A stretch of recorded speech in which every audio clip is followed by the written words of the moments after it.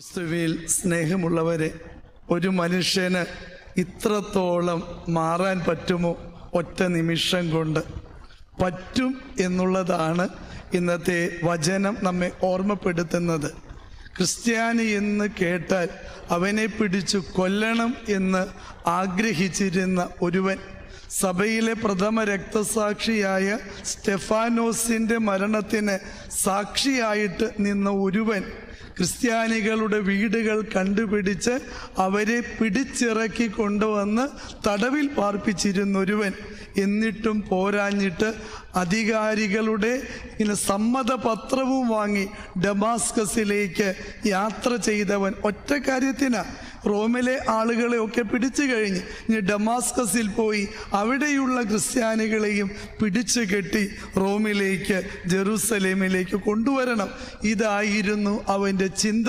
ഈ ആഗ്രഹത്തോടുകൂടെ കുതിരപ്പുറത്ത് പോകുമ്പോഴാണ് തമ്പുരാൻ്റെ പ്രഹരം ഇടിമിന്നൽ കണക്കെ അവനെ ഏൽക്കുന്നതും അവൻ നിലത്ത് വീഴുന്നതും ഇപ്രകാരം ഒരു അശരീരി അവൻ കേൾക്കുന്നതും: സാവൂൾ, സാവൂൾ, നീ എന്തിന് എന്നെ പീഡിപ്പിക്കുന്നു?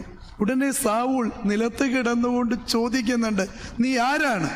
ഉടനെ മറുപടി ഇപ്രകാരമാണ്: നീ പീഡിപ്പിക്കുന്ന ക്രിസ്തുവാണ് ഞാൻ. സാവൂൾ ഇതുവരെ ക്രിസ്തുവിനെ കണ്ടിട്ടില്ല, അറിഞ്ഞിട്ടില്ല. എന്നിട്ടും അശരീരി കേട്ടത് നീ പീഡിപ്പിക്കുന്ന ക്രിസ്തുവാണ്. ക്രിസ്ത്യാനികൾ എവിടെയൊക്കെ പീഡിപ്പിക്കപ്പെടുന്നുവോ അവിടെ പീഡനമേൽക്കുന്നത് ക്രിസ്തുവിനാണ് എന്ന് ഈ വചനം നമ്മെ ഓർമ്മപ്പെടുത്തുകയാണ്. പിന്നീടുള്ള അവൻ്റെ ജീവിതം മാനസാന്തരത്തിൻ്റെ ജീവിതമാണ്.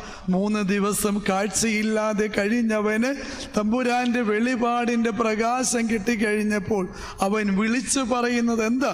ക്രിസ്ത്യാനികളെ കൊല്ലാൻ ഇറങ്ങിപ്പുറപ്പെട്ടവൻ വിളിച്ചു പറയുന്നു: ഞാൻ ജീവിച്ചാലും എൻ്റെ കർത്താവിന് വേണ്ടി, മരിച്ചാലും എൻ്റെ കർത്താവിന് വേണ്ടി. ഇതാണ് ഒരുവൻ്റെ ജീവിതത്തിൻ്റെ മാനസാന്തരം.